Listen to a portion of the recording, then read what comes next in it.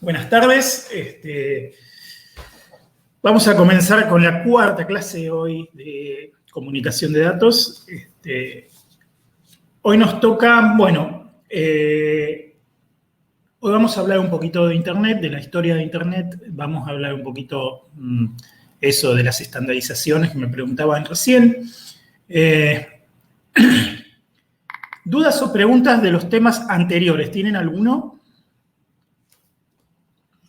Yo ninguno. Bien. No, ninguno tampoco. Bien. Bueno, entonces arrancamos con esto, ¿sí? Vamos a hablar un poquito de la historia de Internet, de los sitios históricos más importantes. En realidad no es que vamos a hablar toda la historia. Esto no es importante ni que se lo sepan de memoria, ni los años, ni nada. Es simplemente para que se hagan una idea en su mente de cómo evolucionó, ¿sí? De dónde viene, qué es, cómo fue creciendo, cuántos años tiene, ¿sí? Esto no es una clase de historia, sin embargo, en tecnología pasa mucho que las cosas a veces son de una manera por razones históricas, no porque sea la mejor forma de hacer algo. Ustedes a veces se encuentran con algo y dicen, ¿por qué esto está hecho así? Complicado, rebuscado, retorcido, o con muchas vueltas, o de manera subóptima, que ustedes dicen, pero esto no sería más fácil de hacer de tal o otra forma. Bueno, muchas veces se van a hacer esa pregunta cuando se encuentren con algo. Y normalmente la respuesta a esa pregunta de por qué está hecho de una forma y no de otra está en la historia, ¿sí? Por eso es importante tener por lo menos una noción de la historia de las cosas. La historia te dice cómo llegamos a donde estamos, ¿sí? Por eso es importante, muy importante conocer, aunque sea por arriba, ¿sí? Hitos importantes, históricos, ¿no? Entonces, vamos a empezar un poquito con ese tema. Sí, acá me faltan un par. Esto cortó en el 2001 y hay un par de temas más que se pueden mencionar después del 2001. Pero bueno, podríamos empezar hablando del proyecto ARPANET, ¿sí? El proyecto ARPANET es un proyecto que fue ideado desde el Departamento de Defensa, ¿sí? Del gobierno de Estados Unidos, que tenía como objetivo unir las redes, ¿sí? O sea, la inquietud vino por el lado de queremos unir las redes, ya tenemos redes. Tenemos una red en el gobierno, tenemos una red en la Casa Blanca, una red en el cuartel, una red en la biblioteca, una red en tal otro lugar y queremos que las máquinas se conecten, o sea, que las redes se unan.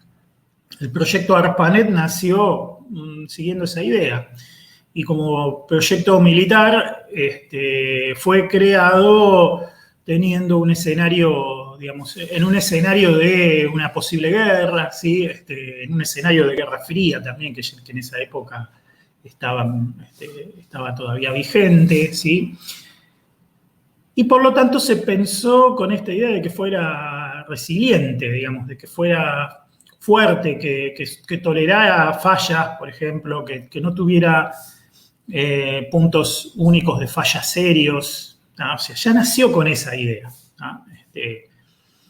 Entonces, el proyecto de ARPANET fue el que inició todo el proceso de gente que se ponga a pensar cómo armar protocolos. Ya había protocolos en la época, se empezaron usando otros protocolos distintos, ¿sí? Fíjense que la pila TCP/IP se consolidó recién 10 años después, ¿sí?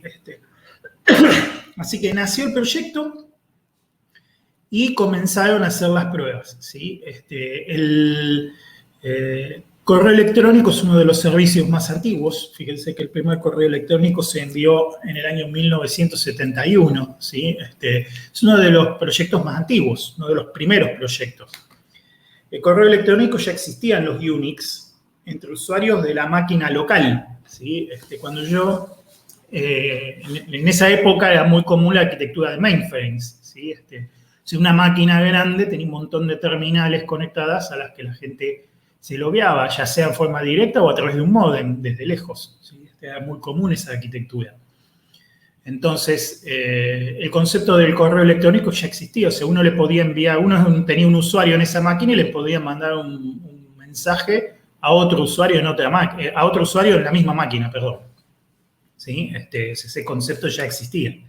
Pues ese concepto se extendió, ¿sí? Cuando se extendió un poquito más allá, se dijo, bueno, ahora queremos poder enviarle un usuario a un usuario cualquiera en una máquina cualquiera, ¿sí? Y ahí donde apareció el concepto ahí apareció la arroba, ¿sí? En el correo electrónico, la arroba separa el usuario de la máquina en la cual el usuario está registrado, ¿sí? Fíjense qué antiguo que es. De ahí nació. Originalmente la dirección de correo era simplemente el nombre del usuario, porque estábamos en una sola máquina. Después apareció esta idea de pasar correo electrónico entre máquinas y ahí apareció la arroba para decir a qué máquina. Bueno, en el año 73 se empiezan a conectar otros países a ARPANET. Imagínense, ¿no? Se conectaron 2 o 3 redes mediante gateways y ahora otros países buscan conectar sus redes también a la misma red, ¿sí? Al mismo conjunto. Y era fácil, ¿se acuerdan que lo vimos en intro? Simplemente tengo que tirar un cable, ¿sí? Y conectarme a algún gateway o poner yo un gateway para poder conectarme con alguna otra red que ya está en ARPANET y entonces automáticamente todo queda conectado, ¿sí? El concepto de grupos de noticias, que es anterior, digamos, a lo que serían los blogs o mucho tiempo después una red social como Facebook, ¿sí? Mucho antes de que existieran esas cosas, estaban los grupos de noticias, que era donde se publicaban. Eran como canales, ¿no? Donde uno se podía conectar y salían cosas publicadas, ¿sí? Era muy común en la época para comunicarse. Una red muy conocida que se llamaba Usenet, ¿sí? Que se usaba para hacer eso. Y bueno, muchas cosas se publicaban por esa red, por Usenet. Bueno, recién en el año 1981 se termina de estandarizar la pila TCP/IP, ¿sí? Se consolida, digamos, y ahí se acuña la palabra Internet. Como red de redes, ¿no? Internet viene de ahí, de red de redes. Hasta este año, hasta el 83, los dominios, digamos, el concepto de dominio era un concepto que, digamos, era una ayuda para el ser humano para convertir el nombre de una máquina en una IP. Hasta este año no había tal cosa como un DNS, no existía, ¿sí? Y lo que se hacía era, se publicaba lo que se llamaba el archivo hosts. El archivo hosts en los Unix todavía hasta el día de hoy existe, si lo buscan lo van a encontrar. El etcétera host en un archivo donde se ponía un listado grande que tenía IP y dominio, IP y máquina, IP y nombre, IP y nombre, IP y nombre, IP y nombre, ¿sí? Cada línea tenía una IP y un nombre. Y se publicaba, o sea, se recogía esa información de todas las redes del mundo, se juntaba en un gran archivo y se publicaba. Está bien. Hasta esa época la Internet era una cosa muy pequeña, ¿sí? Que se podía contar se podían contar fácilmente cuántas redes había en total. O sea, el tamaño era muy pequeño, nada que ver con lo que es hoy. El servicio de nombres de dominio permitió publicar de manera distribuida los mapeos entre nombres de máquinas e IPs. Esto permitió escalar un montón, porque como es distribuido, cada uno se tiene que ocupar de las máquinas de su propia red. Y después el servicio, que es jerárquico, permite que uno pueda preguntar a todo el servicio por el nombre de cualquier máquina y que me devuelva la IP. Eso es algo que apareció en el año 83. ¿Sí? En el año 90 se cierra oficialmente el proyecto ARPANET. Esto es muy importante. En un momento dado, Internet pasó a manos civiles, ¿sí? O sea, en un momento Internet dejó de ser una cosa militar y pasó a manos civiles. De a poquito, el gobierno de Estados Unidos fue delegando todas las tareas que tenían que ver con la administración y el sostenimiento de lo que es Internet a manos civiles y obviamente a consorcios internacionales. O sea, fueron dejando, digamos, fueron trasladándose de a poco los controles a manos internacionales, digamos, que no quede todo en Estados Unidos. Y eso con los años fue así. El proyecto ARPANET se cerró oficialmente en el año 90 y en el año 91 apareció la que hoy la gente dice, cuando dice no tengo internet, dice lo que quiere decir es no tengo web. Bueno, el proyecto World Wide Web nació en el año 1991.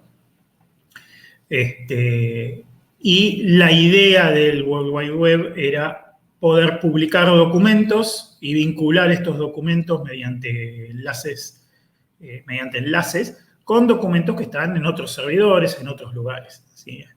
Está muy interesante la idea, nació así, después evolucionó un montón, pero la idea inicial era esa. O sea, alguno lo que publicaba era archivos que tenían hipertexto, ¿sí? O sea, tenían texto con vínculos que saltaban a otros textos, básicamente. Y eso después fue evolucionando. Los primeros navegadores de World Wide Web trabajaban todos en terminales, ¿sí? Y el primer navegador gráfico, el primer navegador con interfaz gráfica, apareció en el año 1993, se llamaba Mosaic, ¿sí? El navegador Mosaic, que después evolucionó cuando lo tomó la empresa Netscape.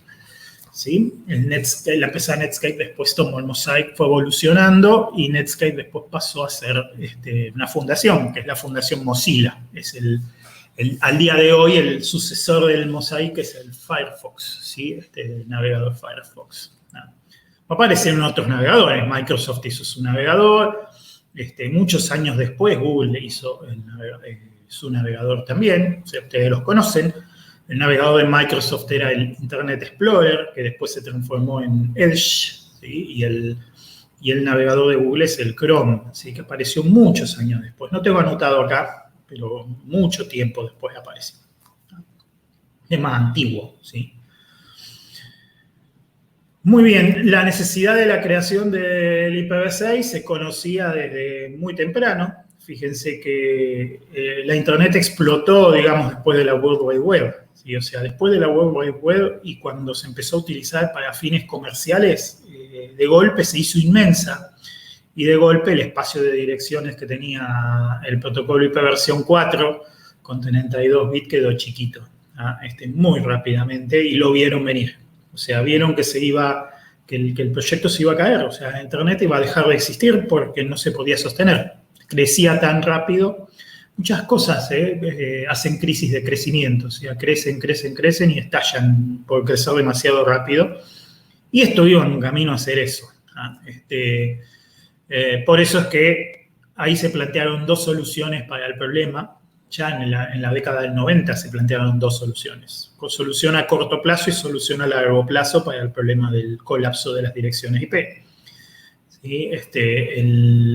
La solución a corto plazo fue la creación de un protocolo que se llama NAT, que lo vamos a estudiar, que permite reusar direcciones IP. O sea, permite que desde una misma IP muchas máquinas puedan conectarse.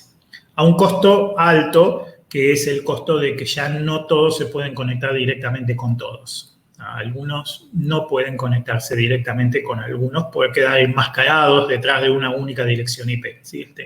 No lo vamos a estudiar eso. Ese era el costo que había que pagar.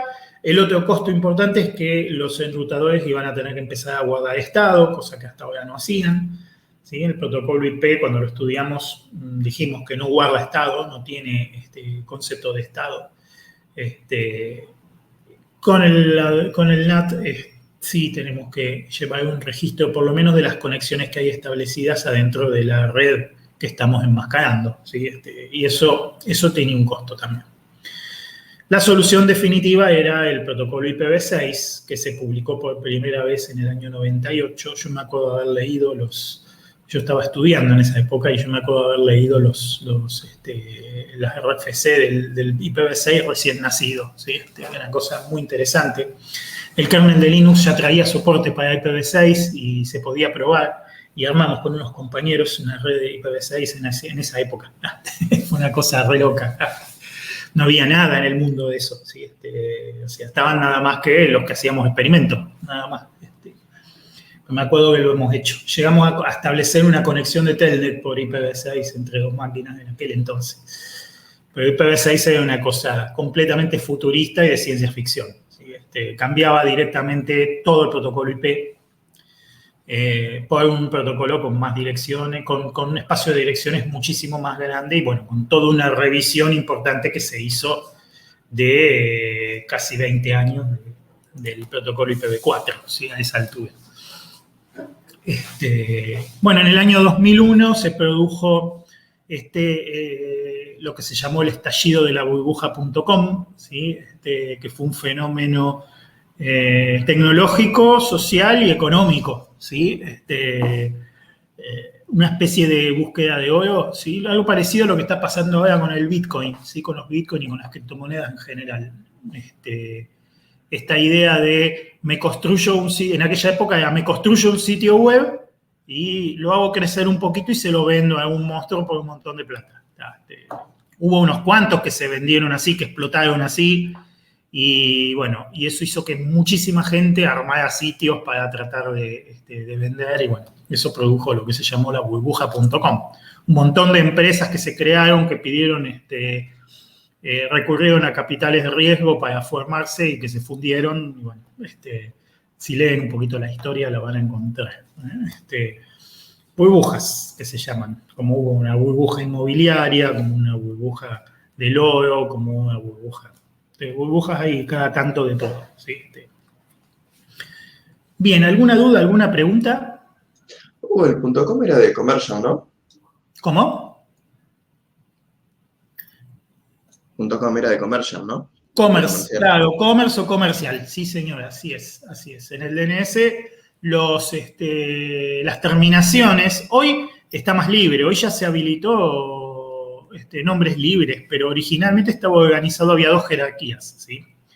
Una jerarquía era por uso, por aplicabilidad, y la otra era por países. ¿Ah? O sea, el DNS se armó así. Eso es una cosa del DNS. Cuando se organizó el DNS, se organizó de esa manera. Entonces, en aplicabilidad teníamos com de comercial, edu de educación, net de servicio. Y después hay toda otra jerarquía que es por países, que llevan el código ISO del país arriba. El código ISO de 2 letras. Por ejemplo, Argentina es AR, España es ES, Brasil es BR, Uruguay es UY, bueno, Estados Unidos es US, ¿sí? US. ¿Ah? Y dentro de cada país también había, pero cada país elegía ahí cómo hacer. Muchos países copiaron el de arriba, por eso, por ejemplo, en Argentina tenemos Comar, Eduar, ¿sí? Tenemos otras como Gobar, que es de gobierno, Milar, que es de ejército, ¿sí? Tour, ahora existe también Tourar, que es de turismo, bueno, TV también, que me ha aparecido. Bueno, me han aparecido otros. ¿Ah?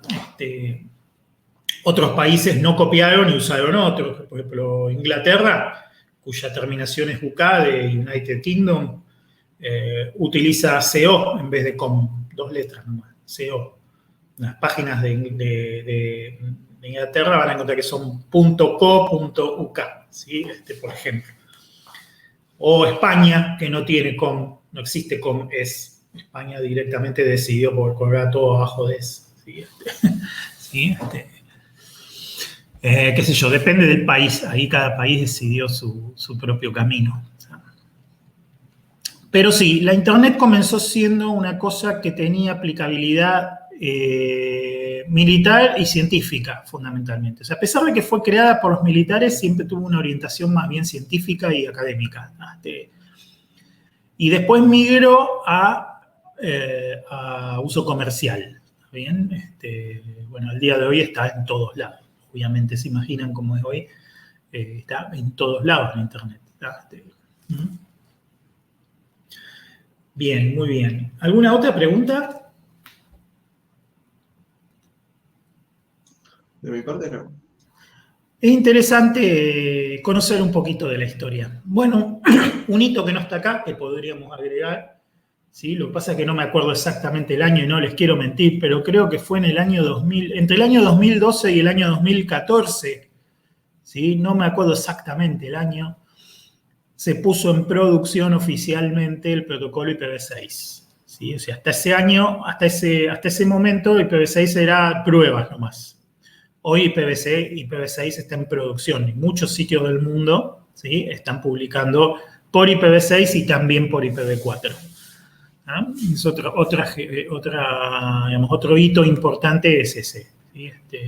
Acá en Argentina, particularmente, los proveedores de Internet no publican direcciones IPv6, o sea que es muy difícil para la gente que se conecta directamente con un proveedor tipo Fivertel o Arnet o cualquiera de esos proveedores, es muy difícil ¿sí? Conectarse a la red IPv6 directamente porque no proveen. Sin embargo, la tecnología está recontra preparada, las máquinas ya están preparadas para conectarse por IPv6. En muchos lugares del mundo ya es lo normal conectarse por IPv6. ¿Sí? Ya les digo, la puesta en producción oficial de IPv6 fue en el año, entre el 2012 y el 2014, no me acuerdo exactamente. ¿Vos, Claudia, te acordás el año exacto? No sé si me puede escuchar. Claudia me dijo que tenía problemas con la tormenta, ¿sí? Ahora se ha conectado, pero... No, Hugo, no me acuerdo exacto el año, tampoco. Lo busco. Sí, búscalo si lo encontrás, así ya lo ponemos acá y ya nos queda. Dale. No me acuerdo, fue más o menos en esa época, ¿sí? Si lo encuentra, lo ponemos acá, así ya nos queda para recordarlo para el futuro. A ver, ¿dónde estás? Acá. 2000, ¿sí? Puesta en producción de IPv6. Muy bien. Bueno, vamos a estudiar ahora sí, un poquito más técnico, las características que tiene la Internet en general, ¿sí? Primero y fundamental, está organizada jerárquicamente. Más allá de que son un montón de redes conectadas por gateways, como ya explicamos, hay una jerarquía, ¿sí? De la cual vamos a hablar ahora en un ratito. Es heterogénea, conviven diferentes tecnologías. O sea, una de las cosas que le hizo llegar hasta donde llegó fue eso, fue que siempre nació con la idea de la heterogeneidad. Con la idea no de imponer cosas, más que las mínimas e indispensables, sino más bien de ir adoptando nuevas tecnologías. O sea, se aprovechó mucho el tema del modelo OSI y después el modelo TCP/IP para decir, bueno, acá pueden convivir diferentes tecnologías. O sea, podemos cambiar los medios de transmisión, podemos cambiar los sistemas operativos, podemos cambiar muchas cosas y seguimos conectados. Eso se debe bastante gracias a la arquitectura de capas que utiliza, ¿sí? Eso permite la heterogeneidad. Permite que me pueda conectar cosas que tienen una naturaleza completamente distinta, se vean entre sí. Obviamente no existe no existe un dueño de Internet. ¿Sí? Es curioso que si ustedes preguntan en la calle a la gente, el ideario colectivo, el ideario popular, ¿de quién es la Internet? Algunos dicen que es de Steve Jobs, otros dicen que es de Bill Gates, otros dicen que es de Google, ¿sí? Algunos dicen que es de Estados Unidos, ¿sí? Lo cierto es que la Internet no es de nadie y es de todos, es un espacio común, ¿sí? Es un espacio, es como el ascensor en el edificio, ¿sí? Es un espacio común, es un espacio que no es de ningún vecino en particular, pero es de todos los vecinos en general y lo cuidan entre todos, ¿sí? Con la Internet pasa lo mismo. En las ciencias sociales y humanas le han dado este nombre lo han estudiado como un espacio común y le han dado este nombre de ciberespacio, que lo deben haber escuchado, ¿sí? Se habla de ciberespacio. ¿Está bien? Y está bastante bien puesto ese nombre, creo yo, porque es eso, es un espacio común, ¿tá? No es de nadie. Lo que hay es un montón de redes y cada red tiene su propia administración. ¿tá? Y después hay acuerdos. Los acuerdos son los que permiten que la Internet exista. Y los acuerdos se materializan a través de estándares. ¿tá? Por eso es tan importante y vengo hinchando con los estándares desde que empezamos. ¿sí? Digamos, los estándares materializan, ¿sí? Los acuerdos que permiten que la Internet funcione. ¿Está bien? Se basa en la tecnología que ya estudiamos, packet switching, ¿sí? Estuvimos haciendo ejercicios, practicando intercambio de paquetes, ¿sí? Y utiliza el modelo de referencia TCP/IP. O sea, se basa fuertemente en el modelo TCP/IP, que como dijimos, tiene similitudes y diferencias con el otro modelo más fuerte, que es el OSI, que es un modelo más fuerte teóricamente.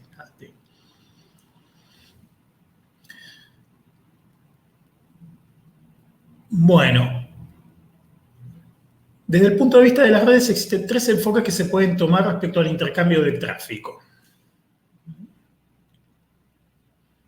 Bien, esto es para hablar un poquito de la jerarquía. Vamos a empezar a hablar un poquito de la jerarquía que tiene. ¿Sí? A ver. vamos a hablar de las jerarquías, ¿sí? Desde el punto de vista de redes, ¿sí? Vamos a hablar un poquito de qué es lo que nos puede pasar a nosotros, cómo encaramos nuestra relación con la Internet, ¿sí? Depende de quién sea yo, cómo me puedo relacionar con la Internet. Posibilidad número 1, y yo soy una red inmensa, no sé, soy Telefónica, por ejemplo.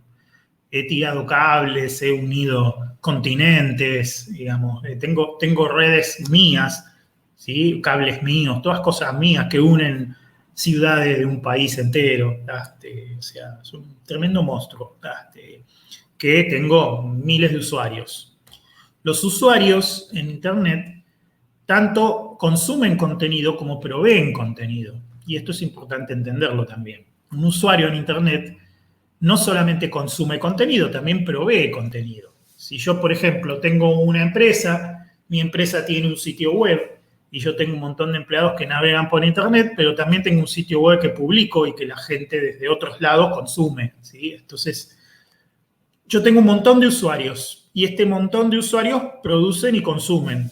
Entonces yo me tengo que conectar con otra empresa grande, vamos a decir, no sé, Claro, otra grandota que tiene redes por todas partes. Y no digo Telecom porque es lo mismo, ¿sí? Pero Claro, por ahí es un ejemplo mejor. Otra empresa grande que tiene un montón de usuarios y también tiene una red inmensa y tiene sus propias comunicaciones. La pregunta es, ¿cómo se conectan, ¿sí? Telefónica con Claro? Bueno, como dice en el punto A acá, ¿sí? Se hace un intercambio al mismo nivel. ¿Ah? Digamos, como los dos están a la misma altura, ¿sí? Los dos proveen contenido y también consumen contenido, es como que la cosa pinta más de acuerdo, ¿sí? De decir, bueno, vamos a ponernos de acuerdo, ¿sí? Y como necesitamos equipo común para conectarnos entre nosotros, lo vamos a pagar entre los dos y vamos a pagar el mantenimiento entre los dos de ese equipo y listo. O sea, tiramos un cable, ponemos un rack y en ese rack ponemos un gateway, unos switches y tiramos un cable y pagamos los gastos entre los dos y listo, ¿sí? Es como un acuerdo donde no es que uno le tiene que pagar al otro, sino que entre los dos tienen que mantener la conectividad. ¿Me siguen, chicos?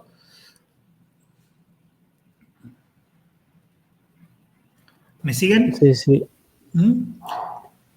Bien, muy bien. Muy bien. Perfecto. La segunda posibilidad es que, está bien, yo soy una empresa, pero no tan grande, no tengo redes, no tengo, ¿sí? Por ejemplo, no sé, soy una de las empresas que está acá en el consorcio del puerto, ¿no?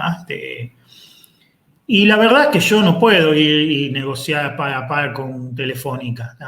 Porque está bien, yo mayormente consumo contenido, proveo algo de contenido, pero no tengo el mismo tamaño y sería completamente asimétrico si yo quisiera que acordar así de una con Telefónica, ¿no?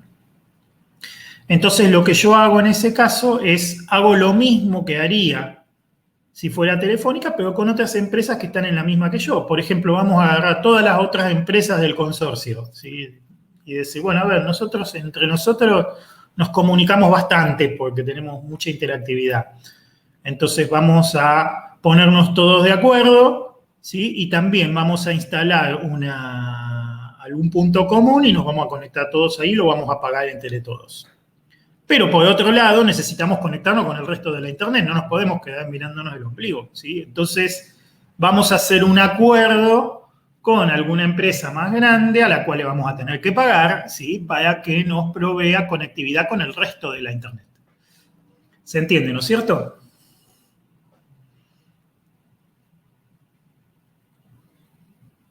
Sí, muchas empresas de estas se fusionarían, podrían llegar a ser una del tipo de arriba. En realidad, arriba están las que se dedican particularmente a las comunicaciones. Es muy poco probable que una empresa que se dedique a otra cosa pueda hacer un acuerdo en el Tier 1, ¿sí? Es muy difícil, ¿sí? Normalmente ahí están las que se dedican a las comunicaciones. sea, que están especializadas en eso, ¿sí? En el Tier 2 aparecen otras cosas, ¿sí? Y finalmente soy una empresa pequeña o un usuario, ¿sí? Que lo único que hago es navegar por Internet y no mucho más, y no me queda otra que ir a un proveedor de Internet y contratar el servicio de Internet. ¿Ah? Esa es la tercera forma de relacionarme. ¿Ah? Se entiende, ¿no es cierto? Eso es la forma en que nos relacionamos la mayoría de nosotros, que tenemos un proveedor de Internet al cual le pagamos una cuota por mes para que nos provee Internet. ¿Ah? ¿Se entiende, no es cierto?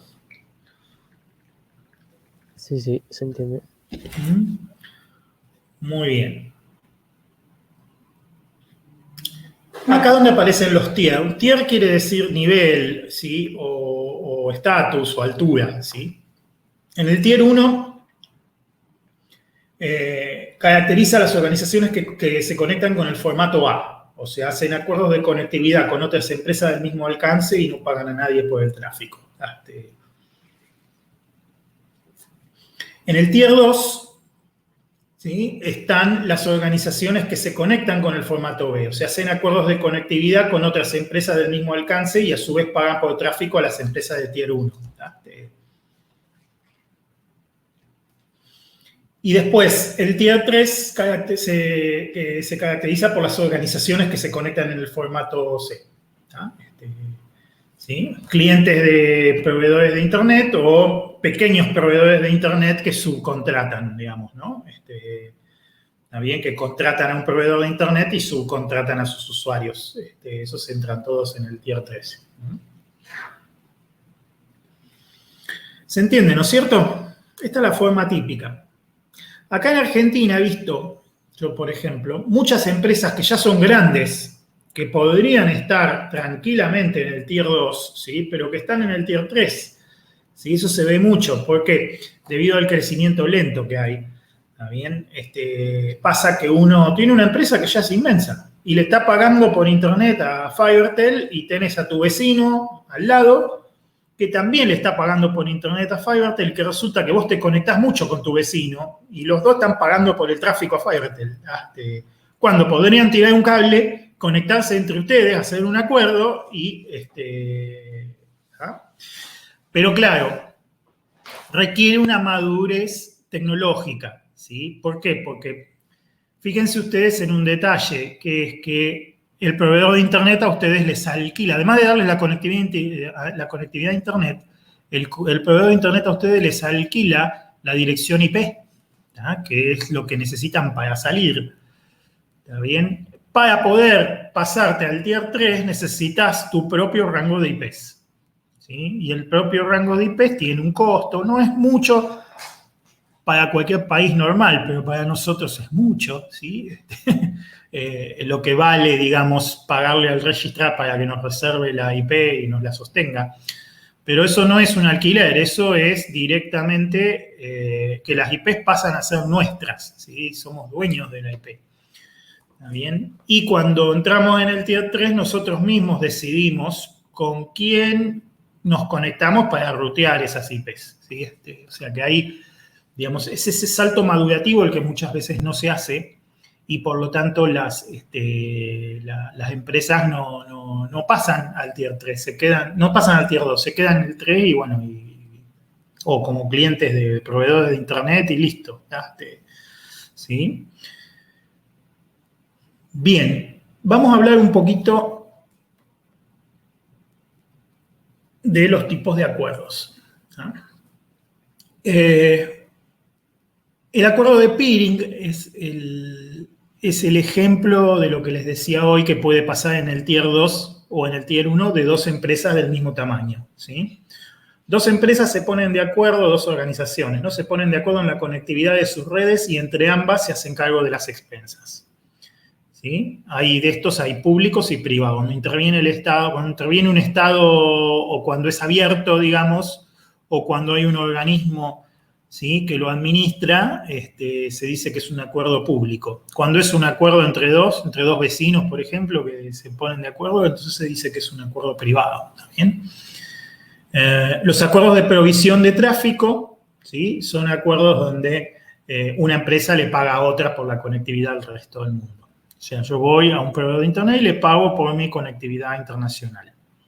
Fíjense ustedes que no es lo mismo que un ISP, ¿sí? Yo puedo ir y pagarle a Fivertel, no sé si Fivertel ofrece el servicio, pero si lo ofreciera, yo le podría decir a Fivertel, bueno, yo tengo mis propias IPs y te voy a pagar por la conectividad solamente, no por las IPs ni por el servicio, solamente por la conectividad.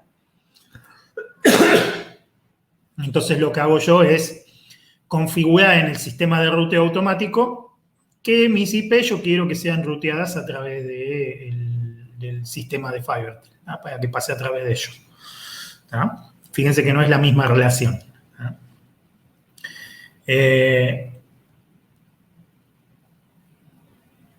Bien. Para materializar este tema de un acuerdo entre dos vecinos, por ejemplo, en Tandil, por ejemplo, se hizo esto.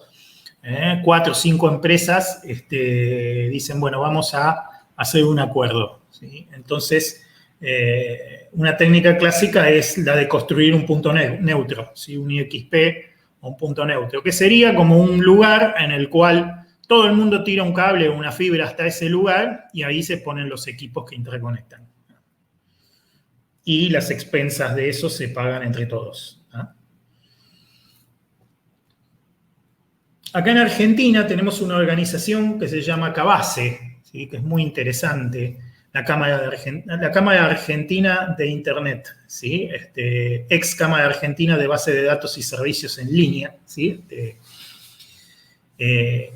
Es una organización que facilita los acuerdos de peering, ¿sí? Y ayudan a la creación y mantenimiento de puntos neutros.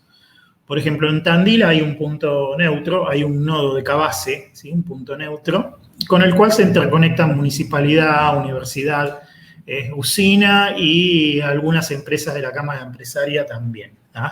O sea, y han hecho ese acuerdo de peering y tienen, digamos, toda la conectividad entre ellos se hace a través de ese punto neutro y no hay que pagarle nada a nadie, ¿sí?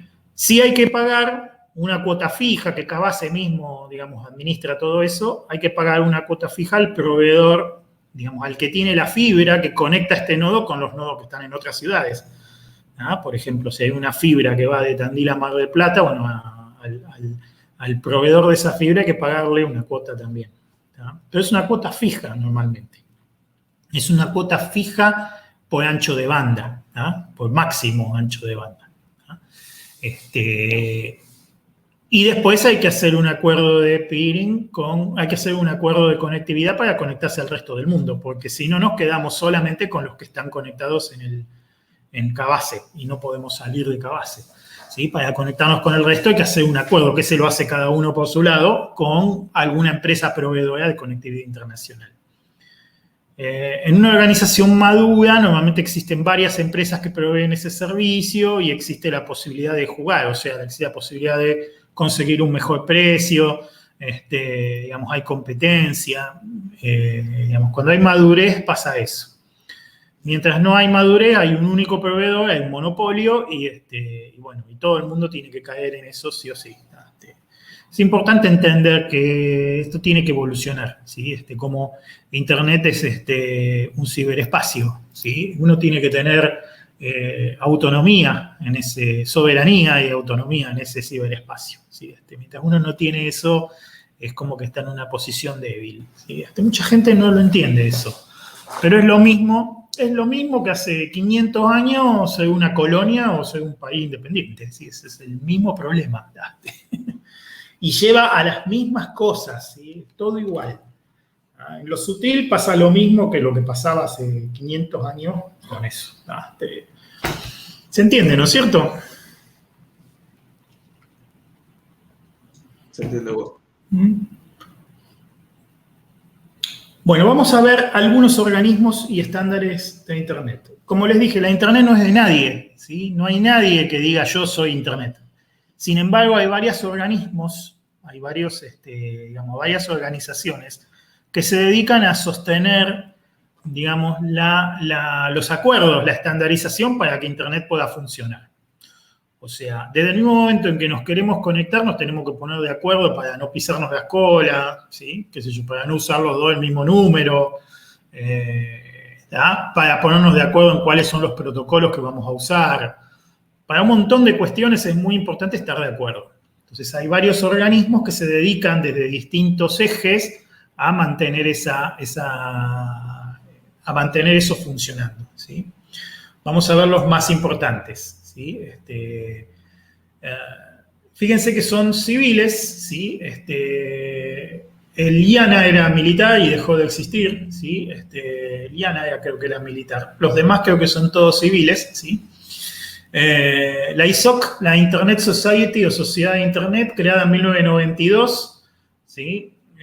Tiene en su misión tiene ser un centro de cooperación y coordinación global para el desarrollo de protocolos y estándares compatibles. O sea, la ISOC es la que resguarda, digamos, este tema de la estandarización, ¿sí? Dentro de la ISOC, creo que está dentro de la ISOC, está el IAB, el Internet Architecture Board, ¿sí? Que provee la dirección técnica a largo plazo. ¿Ah? La dirección técnica a largo plazo. O sea, la IAB es la pata más técnica de la ISOC, ¿sí?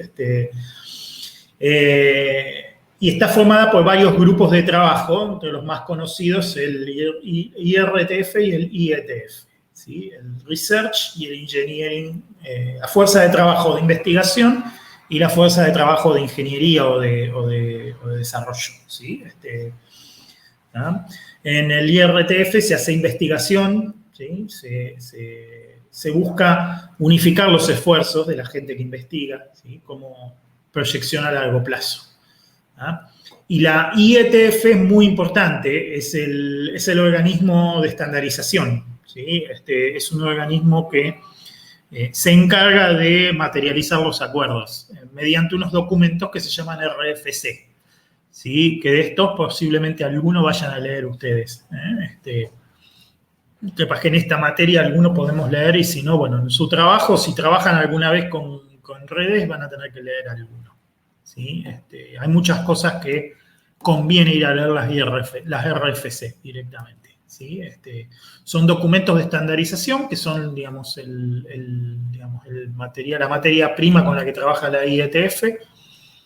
Y son las que van definiendo, tienen distintos grados de madurez y van definiendo los estándares. ¿Sí?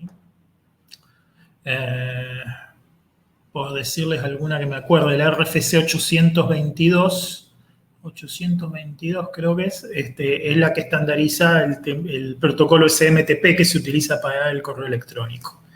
Esperen que les confirmo ese numerito, pero creo que es RFC 822. A ver, o 28, a ver. Esperen un cachito.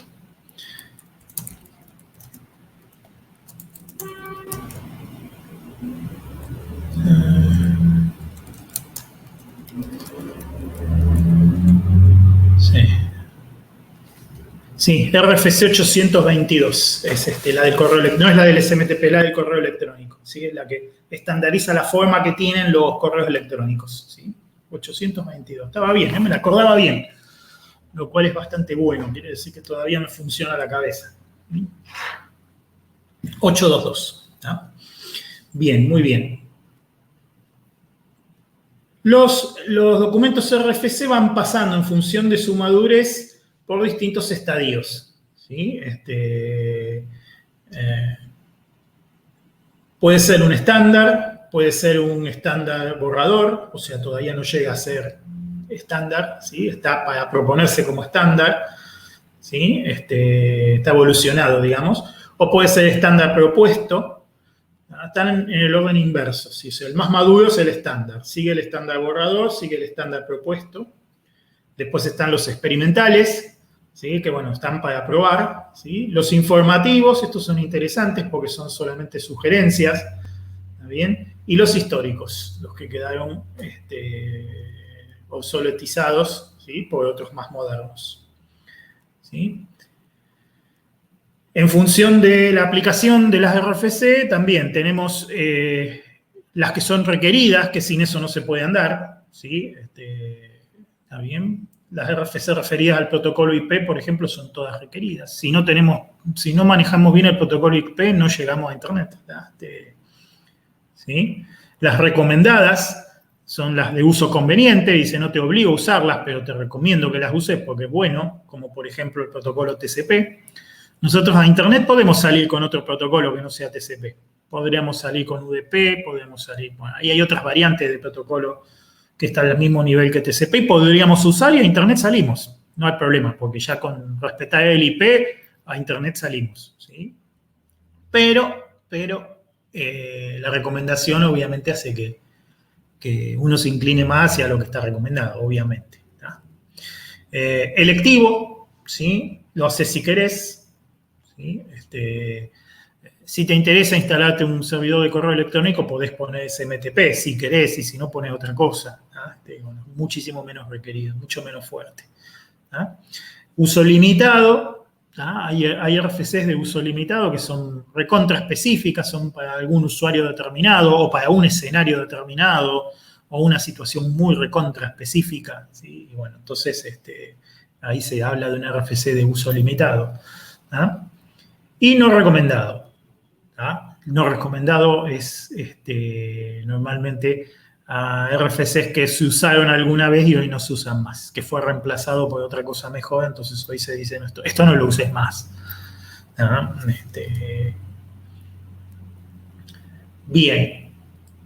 Dentro de los organismos que se dedican más al tema de los números, tenemos, por un lado tenemos el IANA, ¿sí? El viejo IANA no existe más, Internet Assigned Numbers Authority, ¿sí? O Autoridad de Asignación de Números de Internet, ¿sí? Era militar, ¿sí? Todavía estaba bajo el control del Departamento de Defensa de Estados Unidos, ¿sí? Y pasó hace unos añitos a manos del ICANN, ¿sí? La Corporación de Asignación de Números y Nombres, que es un organismo civil, que es al que se le pagan estas cuotas, digamos, cuando uno reserva un rango de IPs para uno, cuando uno quiere, digamos, decir, bueno, yo me quiero conectar a Internet, necesito IPs, uno trata con esta gente. ¿Cuánto vale? Creo que un rango, una clase C vale unos $5.000 al año, ¿sí? Para que se hagan una idea, para un individuo es mucho, pero para una empresa, y no una empresa en Argentina, sino una empresa en otros lugares del mundo con una economía un poco más fuerte, no es plata, ¿sí? Son 2 mangos, pero para nosotros es mucha plata. Pero para que se hagan una idea de lo que vale, ¿no? Vale eso.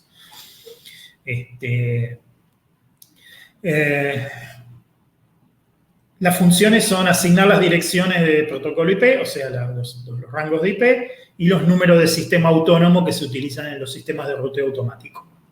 En los sistemas de ruteo automático, digamos, son sistemas que construyen automáticamente las rutas en los gateways para que no las tengamos que construir a mano, ¿sí? Bueno, uno de los protocolos más usados es el protocolo de acceso de borde, ¿sí? El BGP, ¿sí? Border Gateway Protocol. Utiliza como, digamos, como identidad el número de sistema autónomo. O sea, yo como empresa o como organismo dueño de un rango de IPs, tengo un número de sistema autónomo. Entonces yo como dueño de ese rango de IPs en el BGP es donde declaro con quién me quiero conectar, con qué otro sistema autónomo quiero establecer vecindad para pasar mi tráfico, ¿sí? Con mi vecino y qué pasó a mi vecino. Eso se maneja con un protocolo de borde como el BGP y para eso se necesitan las dos cosas. Se necesita el rango de IPs y se necesita el número de sistema autónomo. Bueno, el ICANN también administra los servidores de nombre raíz. O sea, el ICANN también agarró la administración de los servidores de nombre que están en el tope de la jerarquía. O sea, arriba de todo en el DNS. ¿Sí? Que si no me equivoco son 13 en el mundo que hay, ¿sí? Que están en distintos países del mundo y que son los que tienen, digamos, las direcciones para llegar a todos los servidores de nombre de dominio de primer nivel, ¿sí? O los que se llaman top level domain, ¿sí? Muy bien, los registros regionales de Internet, ¿sí? Delegados por el IANA, que ahora es ICANN, ¿sí? La administración de los recursos por región. Los registros regionales son a los que el ICANN les delega, digamos, la administración de los rangos de IP en función de la región del mundo en la que estamos. ¿Sí? Y los RIES que existen son estos que están anotados acá. El ARIN, que es para América Anglosajona, el RIPE, que es para Europa, Oriente Medio y Asia Central, el APNIC, para Asia y Región Pacífica, el LACNIC, que es el que nos corresponde a nosotros, América Latina y Caribe, y el AFRINIC, que es para África. ¿Ah?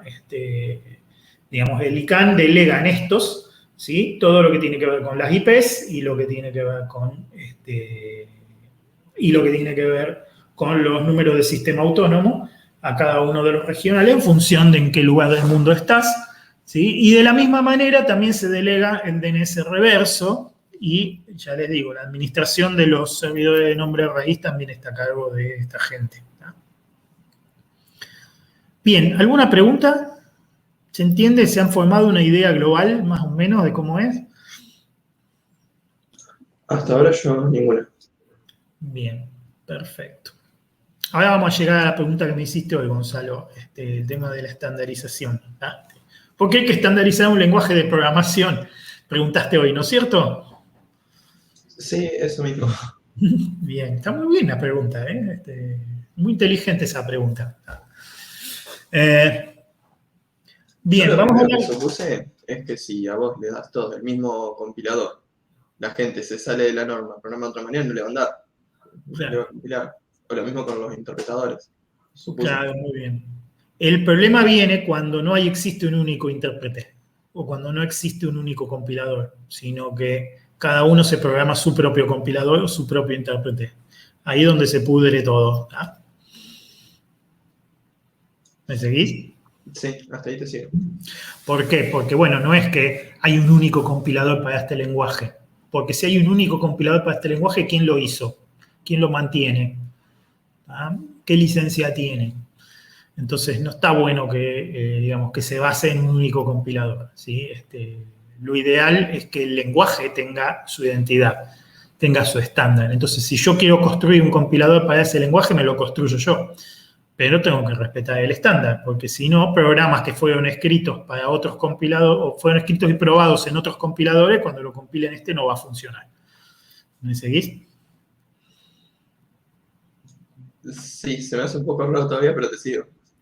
Ahora lo vamos a volver a profundizar. Esperá que no quiero salirme del orden y antes teníamos que hablar del W3C, que es muy importante. ¿Ah? ¿Sí? El consorcio, ¿sí? World Wide Web, o W3C, ¿sí? O 3W, consorcio de las 3W, sería una traducción al castellano, es un organismo que tomó, digamos, la responsabilidad por la evolución del sistema World Wide Web, ¿sí? O sea, de la web, vamos a decir, en particular. Hasta esta altura ustedes ya tienen que tener muy claro que Internet y web no es lo mismo, ¿sí? Espero que así sea. Si alguno no entiende por qué Internet y web no es lo mismo, me pregunta ahora porque lo tenemos que volver a explicar, ¿sí? ¿Se entendió, no? La diferencia entre web e Internet. Yo no sé si te la sabría detallar mucho, pero entiendo la diferencia, sobre todo me quedo más claro con lo del hipertexto. Con el ejemplo que diste. Muy bien, vamos a aclararlo por las dudas, ¿sí? La Internet sigue siendo, ¿ah?, la tecnología de abajo con la cual nos conectamos, ¿sí? La Internet se enfoca fuertemente, en forma requerida, digamos, hasta el nivel 3 del modelo OSI, hasta el IP. ¿Ah? De ahí para arriba pasa a ser todo opcional, ¿ah?, como vimos recién hace un ratito. ¿Ah? En particular, bueno, se utiliza muchísimo el protocolo TCP, se utiliza muchísimo el protocolo UDP, pero ya no son cosas obligatorias. Todo lo que tiene que ver con Internet llega hasta ahí. ¿Está bien? Hay otras cosas que son ayudas para la Internet, como el DNS. El DNS o el BGP que hablábamos hoy, son un montón de servicios y cosas que están proveyendo soporte a la Internet. ¿Está bien? Pero la World Wide Web es una aplicación que corre sobre Internet, ¿sí? Podríamos decir que la World Wide Web es un cliente de Internet, es una cosa que utiliza la Internet para funcionar. ¿Está bien? ¿Se entiende, no es cierto? Sí, se entiende. La World Wide Web es un sistema distribuido, es un sistema diseñado para correr sobre un montón de máquinas conectadas. Entonces la Internet, que es un montón de máquinas conectadas, nos viene como anillo al dedo, ¿sí? Por eso la World Wide Web corre sobre Internet. Pero la World Wide Web no es Internet, y la Internet no es la World Wide Web, ¿sí? Sino que la World Wide Web es un servicio que corre sobre Internet.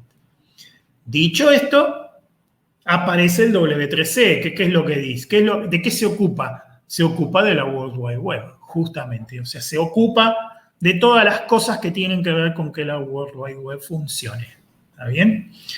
¿Sí? Entonces, de ahí viene que tiene su propio mecanismo de estandarización, tiene sus propias reglas, tiene su propia historia, ¿sí? Y también un largo camino de batallas, ¿sí?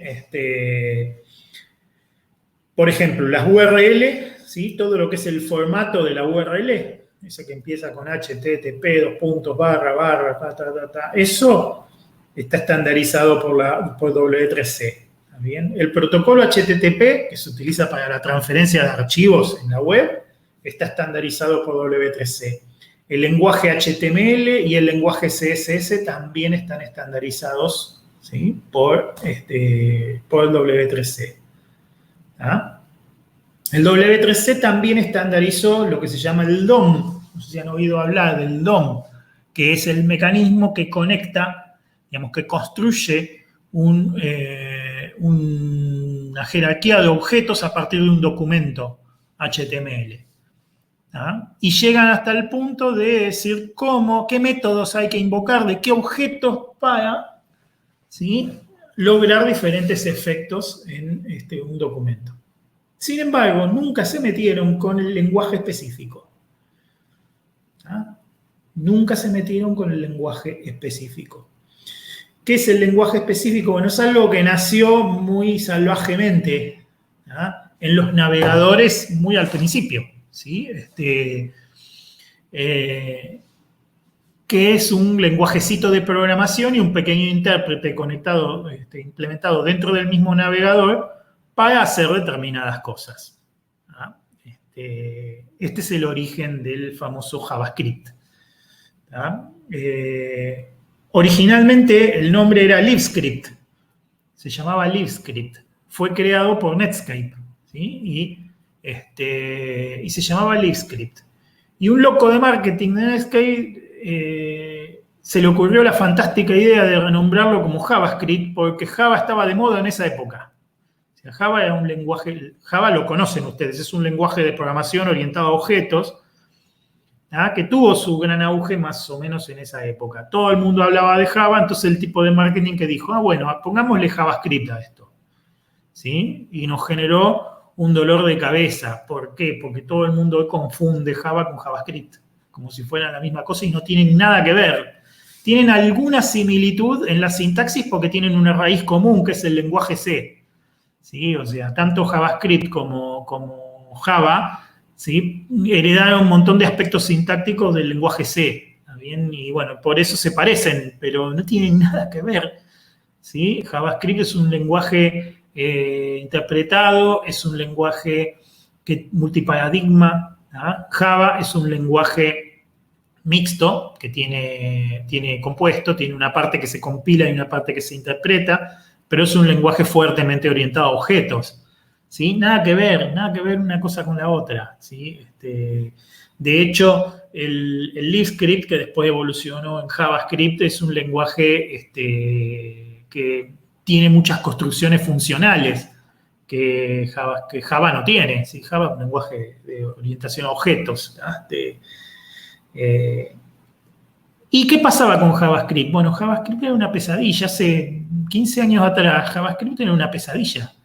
Yo cuando trabajaba en aquella época en sitios web, recomendaba no usarlo. ¿Sí? Decía, no, pongan el código, pongan toda la lógica y el comportamiento en el servidor, no pongan nada en el cliente. Era una pesadilla. ¿Por qué? Porque cada navegador tenía su propia versión, ¿sí? JavaScript, de hecho, era el lenguaje del navegador Mozilla, ¿sí? El navegador Internet Explorer tenía otro lenguaje parecido, pero no igual, que se llamaba JScript, para confundir más, ¿sí? Busquen JScript después en Internet, ¿sí? JScript era parecido, pero no igual a JavaScript, Y era una pesadilla. ¿Por qué? Porque el código entonces que uno programaba para hacer comportamiento en el cliente funcionaba o no dependiendo de en qué navegador te metías. O sea, te metías en el navegador Internet Explorer y andaba, y te metías en el Mozilla y no andaba, o viceversa. ¿Sí? Y era una pesadilla para el que programaba, porque si el que programaba tenía la intención de que funcionen todos los navegadores, terminaba siendo if navegador igual Explorer haga tal cosa, else if navegador igual Mozilla haga tal otra. Y el else de abajo no tenía nada. ¿Sí? Digo, ¿qué hago si no? Si no soy ninguno de los conocidos, ¿dónde me meto? ¿Sí? ¿Se entiende, no es cierto? Sí, se entiende. Acá es donde viene la pesadilla, y por eso es que hay que estandarizar un lenguaje, ¿sí? O sea, la idea de ponerse de acuerdo es decir, bueno, vamos a proveer a los desarrolladores de un lenguaje que por lo menos vamos a apuntar a que en algún momento corra en cualquier navegador, o sea, que yo pongo ese código y eso anda en cualquier lado, ¿tá? Obvio que eso tiene algo de utopía, pero en principio es a lo que tendríamos que apuntar. Entonces decimos, bueno, vamos a estandarizar un lenguaje.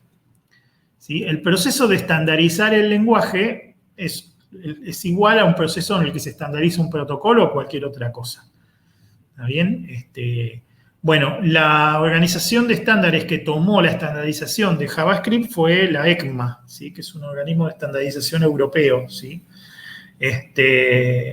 Y el nombre formal, a pesar de que nunca le van a poder sacar el JavaScript, va a quedar para siempre. El nombre formal no es JavaScript, es ECMAScript, ¿sí? Porque desde que se estandarizó ya es una sola cosa que se llama ECMAScript. Hay distintas versiones del estándar también, hay 2015, hay 2016, hay 2 o 3 variantes de ECMAScript. Pero bueno, el hecho de que esté maduro y estandarizado permite, por ejemplo, implementar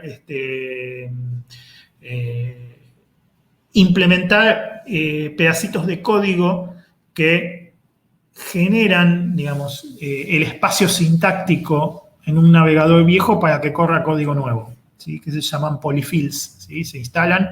Entonces yo en un navegador viejo puedo usar construcciones, gracias a esos polyfills yo puedo correr un código que está escrito para un navegador más nuevo, con un estándar posterior, en uno más viejo, ¿sí? Y eso es maravilloso. Eso es lo que permite que hoy ya no tenga que decir no usen el comportamiento en el cliente, todo lo contrario, ¿sí? Hoy, con la tecnología y con la evolución que tenemos hoy, es perfectamente factible programar cosas en el cliente, ¿está bien? Pero pasaron 15 años, ¿sí? ¿Se entiende, no es cierto? O sea, desde el mismo momento que nos ponemos de acuerdo, ¿sí? Todos en el lenguaje y todos los navegadores se implementan, a veces en mayor o menor medida, pero todos apuntan a implementar lo mismo, por lo menos, ¿sí? Algunos lo implementan antes, otros lo implementan después, pero por lo menos todos apuntan hacia el mismo lugar. Eso hace que cuando yo diseñe una página web y le pongo un comportamiento mediante un código ECMAScript o JavaScript, estoy bastante seguro de que va a andar en cualquier navegador. ¿Ah? Hubo una época donde esto era una batalla, ¿sí? ¿Por qué? Porque las empresas habían tomado como caballito eso, ¿sí? Entonces, digamos, por ejemplo, Microsoft tenía sus propias extensiones de JavaScript que solo funcionan en los navegadores de Microsoft. Entonces, los sitios que se hacen con esa tecnología después te obligan a instalar un Internet Explorer, por ejemplo, para poderlos usar, ¿sí? Un caso muy, muy terriblemente resonante de eso son los que se llaman los controles ActiveX, ¿sí? Los controles ActiveX funcionan solamente ahí porque es una tecnología privativa de ellos que nunca se publicó, ¿no? Entonces, si vos tenés una página que trabaja con ActiveX y tenés que instalarte un Internet Explorer o no la podés ver, ¿sí? Es increíble que hasta el día de hoy todavía haya algunas, fundamentalmente camaritas baratas, ¿sí? Cámaras IP baratas que utilizan ActiveX, ¿sí? Si vos querés conectarte a la cámara para ver la página, para ver el streaming de video desde una página, desde la web, y tenés que usar un control ActiveX, y es un espanto eso. Por suerte hay alternativas ya. Hoy con HTML5 hay 1000 alternativas a eso y cualquier cámara que no sea muy barata hoy ya no usa controles ActiveX. Ya uno se conecta con cualquier navegador y anda. usan HTML5, ¿sí? Que es algo mucho más moderno y más estándar. ¿No? Bien, ¿alguna duda, alguna pregunta? Hugo, ¿este es el único caso de estandarizaciones de cosas que funcionan a nivel de aplicación? No, muchísimas cosas están estandarizadas. El lenguaje C, por ejemplo, también está estandarizado. El lenguaje Java está estandarizado. ¿Sí? Casi todos los lenguajes grandes tienen un estándar, ¿sí? Detrás. Me refería de servicios, si estos son los únicos servicios de nivel de aplicación que estandarizamos. Ah, ¿te referís, por ejemplo, al W3C, así? Sí, eso mismo. No, este es el más importante, por eso lo puse acá. Pero en realidad cada servicio, si buscas un poquito, vas a encontrar que tienen.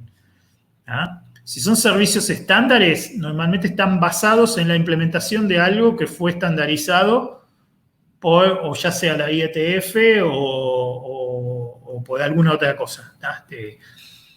Se me ocurre ahora, se me viene a la cabeza, por ejemplo, el LDAP. ¿Sí? El LDAP implementa un protocolo que se llama X500, que está estandarizado. ¿Sí? El Active Directory de Microsoft también implementa el mismo protocolo. Por eso es que con un cliente de LDAP te podés conectar con un servidor de ActiveX. ActiveX, no estoy diciendo Active Directory. Perdón, se me mezclaron los nombres. Active Directory, ¿sí? Un servidor de Active Directory, ¿ah? Podés acceder a través de un cliente de LDAP, por ejemplo.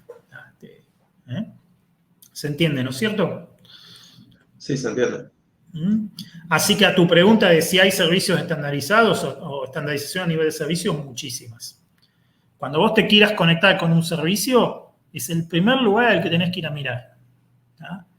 Hoy están de moda los tutoriales, los videos. Y uno hoy cuando se documenta para hacer algo va a mirar tutoriales, va a mirar videos. ¿Sí?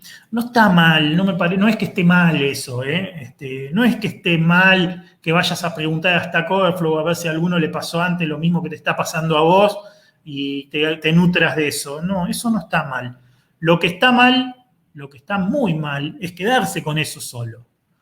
¿Ah? Si yo encuentro que un tipo en Stack Overflow encontró una solución para el mismo problema que yo, buenísimo, pero yo ahora me tengo que poner a estudiar lo que esa persona hizo, hasta entenderla, hasta llegar a los estándares y ver si está bien lo que hizo, antes de decir lo voy a aplicar yo. Ese es el camino que hay que recorrer. ¿Ah? ¿Por qué? Por muchas razones. La más importante de todas es que es posible que el problema que tuvo esa otra persona sea parecido, pero no igual al problema que tuviste vos. Por lo tanto, a lo mejor a él le sirvió, pero a vos no te sirve. ¿Sí? O no es óptimo para vos como le fue óptimo a él. Esa es una. La otra es que a lo mejor él hizo lo mismo que vos. Buscó en Stack Overflow a alguien antes y entonces aplicó una solución que ya había visto antes sin pensarla demasiado. ¿Ah? Y entonces ahí tenemos un problema de que venimos deteriorando cada vez más las cosas hasta que llega un momento que son inusables. ¿Sí? Y ni hablar de que si está equivocado. O sea, si le resolvió el problema, pero de una forma muy incorrecta y, bueno, y todo el mundo copia eso. ¿Ah? Un ejemplo muy claro de un error de documentación de ese tipo es los tutoriales que te llevan a configurar los administradores de contenidos como el Joomla, ¿sí? Se me ocurre ahora el Joomla o ¿cómo es el otro grande? WordPress, ¿sí? ¿Han escuchado hablar de esos softwares? ¿De Joomla o de WordPress? Creo que sí, pero no tengo ni idea qué es. Son administradores de contenido, o sea, son servicios que te permiten armar rápidamente una página web, por ejemplo, ¿sí? Sin programar, digamos, gráficamente.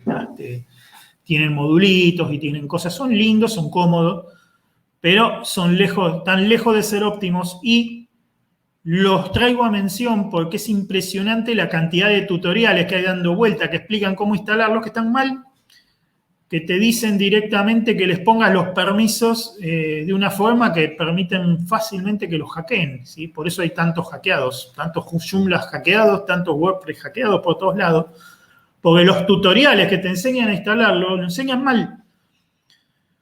Te dicen que pongas los permisos de manera tal que el mismo servidor puede escribir sobre los archivos, lo cual es una invitación a los hackers a meterse y corromper el sitio. Bueno, es una cosa que parece obvia cuando uno entiende lo que está haciendo, pero cuando uno sigue ciegamente un tutorial no se da cuenta de eso. Por eso lo traigo a mención. ¿Qué es lo que hay que hacer? Hay que ir a leer los estándares, ¿sí? No hay otra escapatoria. Si uno quiere hacer las cosas bien y entender las cosas como son, hay que ir hasta ahí. Hay que aprender a leer los estándares, ¿sí? A veces leer un estándar es más difícil que digerir aceite de auto quemado, ¿sí? Pero hay que aprender a hacerlo. Es parte de ser ingeniero es saber hacer eso, ¿sí? Creo que es esencial.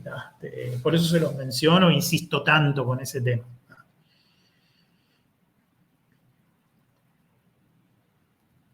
Muy bien, muy bien. ¿Contesté tu pregunta, Gonzalo, o di tantas vueltas y no te contesté al final? Sí, Contame. totalmente. Es más, lo del WordPress también me reservió.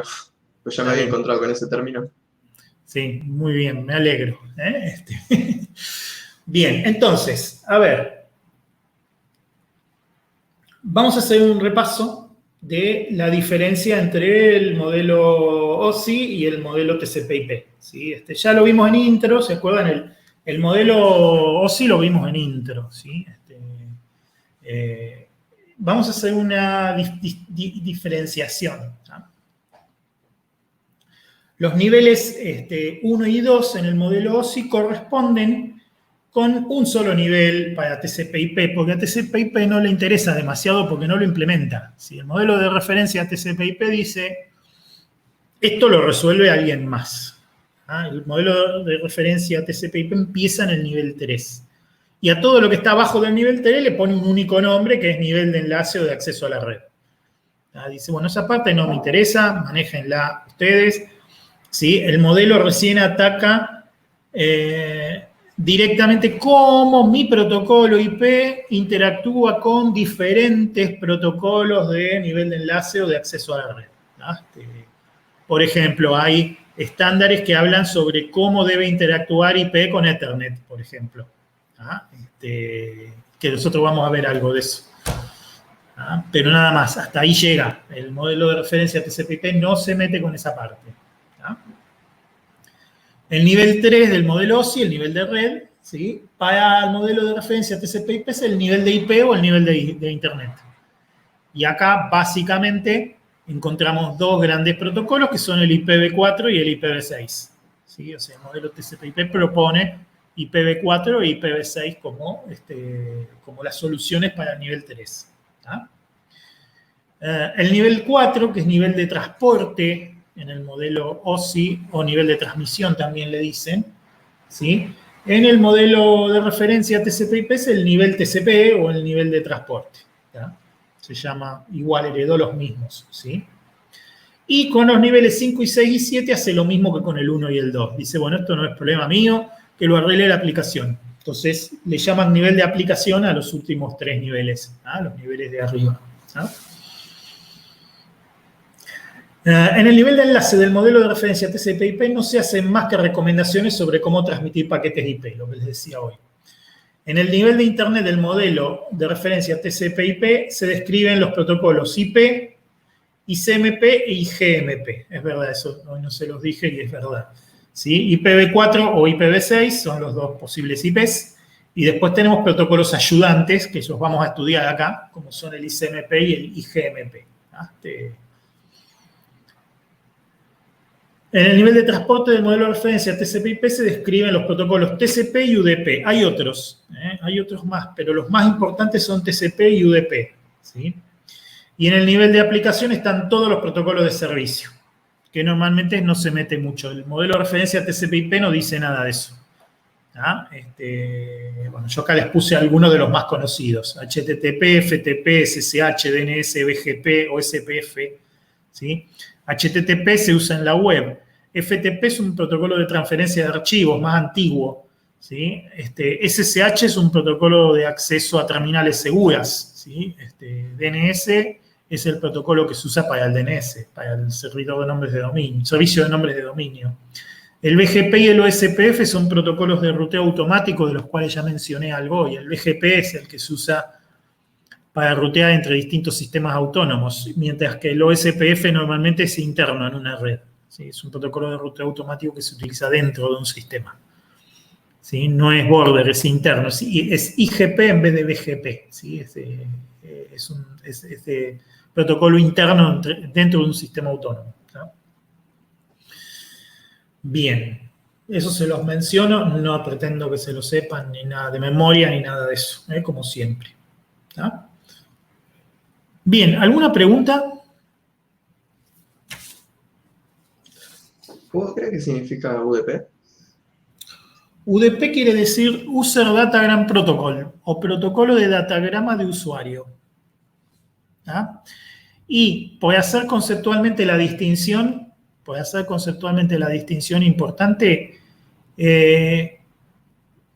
Una característica que en el modelo OSI está en el nivel 5, en el modelo de referencia TCP/IP está en el nivel 4 porque no hay nivel 5. Digamos, porque no implementan un nivel 5, ¿sí? Se van derecho al de aplicación. Y es la multiplexación de las conexiones, que es la posibilidad de que entre dos máquinas cualquiera haya una cantidad de conexiones todas diferentes y distinguibles entre sí. ¿Está bien? Esa capacidad que en la teoría del modelo OSI está en el nivel 5, en el modelo TCP/IP está en el nivel 4. O sea, lo pusieron junto con el transporte. ¿Ah? Y en el transporte, lo importante, ¿se acuerdan que estudiamos? Es proveer unos servicios básicos de orientación a la conexión, control de flujo y seguridad, ¿sí? Confiabilidad, básicamente, en las comunicaciones. También habíamos visto que había aplicaciones que no necesitaban ninguna de esas tres cosas, que es más, les convenía funcionar sin esas tres cosas. Entonces, fundiendo estas dos realidades, la realidad de que necesitamos multiplexar las conexiones, pero no tenemos nivel 5, con lo cual vamos a ponerlo en el nivel 4, y la necesidad optativa de hacer una orientación a la conexión, la confiabilidad y el control de flujo, llegamos a el modelo de referencia TCP/IP, donde hay dos grandes alternativas, la alternativa TCP y la alternativa UDP. La alternativa TCP es la que provee esos tres servicios, la orientación a la conexión, el control de flujo y la confiabilidad, ¿sí? Y el UDP, que no provee ninguna de esas tres cosas, pero ambos proveen la multiplexación de las conexiones. O sea, tanto TCP como UDP multiplexan las conexiones. Pero uno provee todos esos servicios de calidad y el otro no los provee. ¿Se entiende, no es cierto? Sí, muchas gracias, Hugo. Bien, muy bien.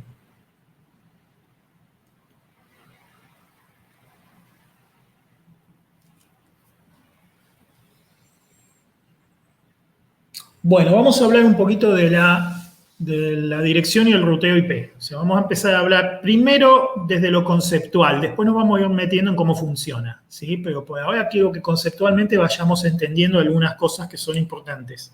Esto es como la página 0, hay que entender esto antes de arrancar con todo lo demás. Por eso es muy importante que me digan, si no entienden algo, me digan, no entendí, así lo podemos revisar de vuelta. ¿Qué es una dirección IPv4? Bueno, técnicamente una dirección IPv4 es un entero sin signo de 32 bits. ¿Ah? Es la representación en binario de un número entero de 32 bits sin signo. O sea que es un número binario de 32 bits. No se puede decir más fácil. ¿Ah? Son 32 bits puestos uno al lado de otro, que si los pasan de binario a decimal les sale un número inmenso, y eso es la dirección IP. Es un identificador que se supone que debe ser único. No debería haber dos máquinas en toda la Internet con la misma IP. ¿Ah? Con el NAT después empezaron a haber excepciones a esa regla, pero por ahora quedémonos con que no puede haber dos IPs iguales. ¿Ah? Entonces es un identificador, es un número de 32 bits que se utiliza para identificar. ¿Ah? Entonces, dicho eso, siendo que la dirección IP es un número de 32 bits, pasamos a otra pregunta que nos podemos hacer, que es cómo se escribe. ¿Cómo se puede escribir o cómo se puede representar un entero sin signo de 32 bits? ¿Esto sirve para direcciones IP o sirve para cualquier otro entero de 32 bits? en general. ¿Está bien? O sea que ustedes no tienen que asociar fuertemente la dirección IP a los 4 numeritos, ¿sí? Ustedes tienen que pensar que la dirección IP es un número de 32 bits. ¿Ah? Y después, paso 2, se preguntan, bueno, ¿y cómo puedo yo representar un número de 32 bits? Bueno, hay varias opciones, ¿sí? Y se eligió una como la habitual, pero no significa que sea la única que haya para representar una IP. Cualquiera de estas puede usarse para representar una IP. Empezando por, paso el número de binario a decimal y lo escribo. ¿Ah? ¿Está bien? Ahí yo puse un ejemplo. Ese número que está ahí es, creo, si no me equivoco, si no hice mal las cuentas, todos estos números son el mismo número, ¿sí? Fíjense, este que está acá, que dice, sí, 3.232.235.792. ¿Sí? Ese número podría ser una dirección IP porque es un entero sin signo de 32 bits. ¿Ah? También lo podríamos representar en hexadecimal. Menos trabajo para pasar de binario a hexadecimal que de binario a decimal, ¿se acuerdan, no? Entonces lo planteamos en hexadecimal. En hexadecimal queda como C0 a 8, 0, 1, 1, 0. ¿Ah? Y ahora, acercándonos un poquito más a algo que le vendría bien a un ser humano, ¿sí? Lo mismo, pero con algún separador, ¿sí? Como cuando ponemos números en decimal grande y los queremos... no nos queremos equivocar al leerlo, les ponemos separadores. Bueno, una típica separación es una separación por nible, ¿sí? Entonces, por ejemplo, es más fácil recordar C0 a 8, 2 puntos, 0, 1, 1, 0, ¿sí? O sea, lo recordamos como 2 nibles de 4 cifras hexadecimales, ¿ah? C0 a 8 y 0, 1, 1, 0, que todo junto. O separado por byte directamente. ¿Sí? C0, 2 puntos a 8, 2.01, 2.10 es otra manera de escribirlo. ¿Tá? Este mecanismo se utiliza para las direcciones MAC. ¿Se acuerdan de las direcciones de nivel 2? Normalmente se representan así, en hexadecimal, ¿sí? Separado por 2 puntos o por guión. ¿Tá? Y los números, los bytes se representan en hexadecimal. Y la última forma es números decimales separados por byte. O sea, cada byte lo pasamos a decimal, cada uno por separado, y los ponemos juntos separados por punto. ¿Tá? Entonces, fíjense, ahí queda el número 192.168.116. ¿Ven? C0 convertido a decimales, 192. A8 convertido a decimales, 168. 0,1 convertido a decimales, 1. Y 1,0 convertido a decimales, 16. ¿Ah? ¿Se entiende, no es cierto? Sí, Entonces, ¿cómo se representa una dirección IP? Bueno, clásicamente, ¿sí? Las direcciones IP se representan utilizando esta última nomenclatura. ¿Sí? O sea, se representan los bytes pasados a decimal, cada uno por separado y separados por puntos. ¿Sí? ¿Está bien? En IPv6, por ejemplo, se utiliza esta otra, la de hexadecimales separados por nibles. ¿Por qué? Porque ya no son 4 bytes, ¿sí? Son 128 bits, son 16 bytes. ¿Está bien? Entonces, poner 16 numeritos en decimal hubiese sido un infierno, no se lo podría acordar nadie. ¿Tá? Entonces, ¿cómo se representan las IPv6? Con esta nomenclatura. ¿Sí? Con esta nomenclatura, ¿sí? Son 8 nibles de 2 bytes cada uno, ¿está bien? Y ahí tienen una dirección IPv6. Pero recuerden, la dirección IPv6 es un entero sin signo de 128 bits. Y la dirección IPv4 es un entero sin signo de 32 bits. ¿Tá? ¿Se entiende, no es cierto? ¿Queda claro esto? Por mi parte, sí. Bien, muy bien.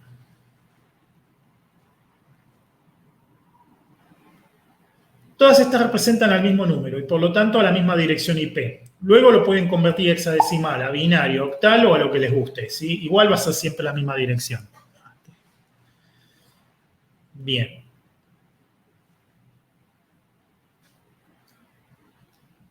La primera versión del ruteo IP, vamos a hablar del ruteo.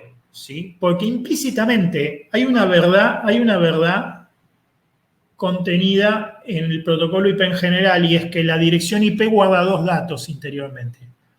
Es un identificador, pero está conformado por dos informaciones. La primera información es en qué red está la máquina, y la segunda información es cuál es la máquina dentro de la red. ¿Ah? Son las dos informaciones que están guardadas en la dirección IP. ¿Sí? Por un lado, ¿en qué red está la máquina? ¿Sí? Hay un identificador de la red, vamos a decir. Y por otro lado, está el identificador de la máquina dentro de la red. Esos dos datos juntos están metidos dentro de la dirección IP. Y se utilizan para poder rutear. O sea, cuando yo envío un paquete y le pongo una IP de destino, los gateways intermedios separan la red de la máquina para poder rutear. ¿No? Bien. Sí. Acá yo no entendí qué pasa si tu computadora está en una red que está dentro de otra red. Ponele. Primero está la red de Necochea, adentro está la red de mi casa y adentro está mi computadora. Claro, no lo tenés que pensar así. ¿Sí? En realidad las redes no están tan así. En realidad tu computadora está en una red doméstica que está trabajando por NAT. ¿Sí? Y que desde el punto de vista de la Internet se ve solamente con la dirección IP pública que tiene tu módem. ¿Sí? O sea que para Internet lo único que está conectado es tu módem, no vos. Tu máquina, digamos, el hecho de que tu máquina esté conectada es algo que maneja el módem de tu casa. O sea que el primer punto de, digamos, de visibilidad a Internet está en el módem, ¿sí? Para empezar. Segundo, tu módem es una terminal que está conectada a la red de FiberTel. ¿Está bien? Y la red de FiberTel está ruteada con redes de otros proveedores a través de gateways, ¿sí? ¿Está bien? Entonces, cuando vos escribís la IP de destino a donde vos te querés conectar, ponele que sea una IP de Google, ¿sí? Los enrutadores separan la red de la máquina y en función de la red deciden la ruta. ¿Sí? ¿Para qué lado está Google? O sea, cada gateway lo único que se tiene que preguntar es ¿para qué lado está Google? ¿Para la izquierda o para la derecha? ¿Sí? Y mandar el paquete para ese lado. Entonces, cada gateway hace lo mismo hasta que llega a Google y cuando de Google te contestan, el paquete de destino, ¿sí? Tiene una IP, que es la IP que tiene tu módem, que tiene información sobre la red de FiberTel por un lado y por otro lado de cuál es la máquina específica, ¿sí? Dentro de la red de FiberTel. Entonces los encaminadores hacen exactamente el mismo trabajo. Cada uno se va preguntando, ¿para qué lado está FiberTel? ¿Para la izquierda o para la derecha? Bueno, para ahí mandamos el paquete, ¿sí? Hasta que llega a vos. ¿Se entiende, no es cierto? Sí, ahora sí lo estaba viendo muy mal. No, lo estabas viendo más como si fueran una red adentro de otra. Y no es una red adentro, es una red al lado de otra. ¿Ah? ¿Me seguís? Sí, no están aliadas. Después es cierto que se pueden unificar las rutas. O sea, un montón de redes pequeñas que están todas para el mismo lado, bueno, mediante alguna técnica ingeniosa podríamos decir, bueno, que todas estas de una, sin tener que poner una ruta para cada una, que vayan todas para el mismo lado, sí la hay, después la vamos a estudiar. Pero en principio pensarlo así, para cada red hay una ruta.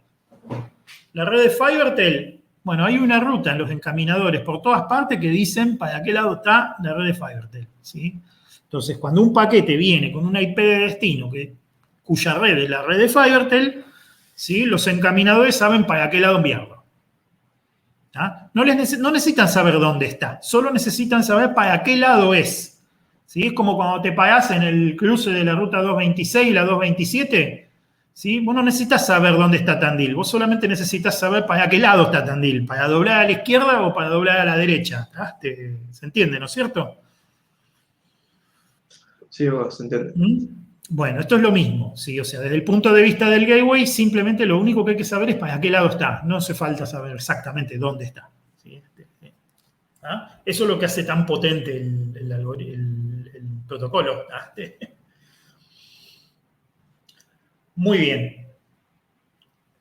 La primera versión de ruteo IP funcionaba basado en clases. Año 1981. La primera versión del protocolo IP, ¿sí? Funcionaba basado en el concepto de clases. ¿Sí? Había una cierta cantidad de clases, una más grande que la otra, ¿está bien? Limitada. ¿Sí? Vamos a, las más importantes son la A, la B y la C. No sé si hoy llegamos a ver algo más profundo. No, sí, hasta acá. Llegamos a hablar de las clases, A, B, C, D y E. Las más importantes son A, B y C. ¿Sí? La D y la E son para uso especial. La A, la B y la C son las más importantes. ¿Sí? O sea, la primera versión de ruteo IP utilizaba clases. O sea, decía una dirección IP pertenece a una de estas 3 clases. En realidad, a una de esas 5 clases. Vamos a ver. Pero las más importantes vamos a mirar. La A, la B y la C. ¿Ah? Entonces yo mirando la IP me podía dar cuenta en qué clase estaba. Y en función de la clase yo sabía qué tamaño de red. ¿Está bien? ¿Qué pasa? Como la dirección IP lleva un identificador de red y un identificador de máquina, ¿está bien? Entonces, si yo le destino más bits al identificador de red, entonces tengo más redes, pero cada red es más pequeña. ¿Por qué? Porque el identificador de máquina es más chico. ¿Está? ¿Me siguen? Díganme si se entendió eso último que dije. Por mi parte, sí.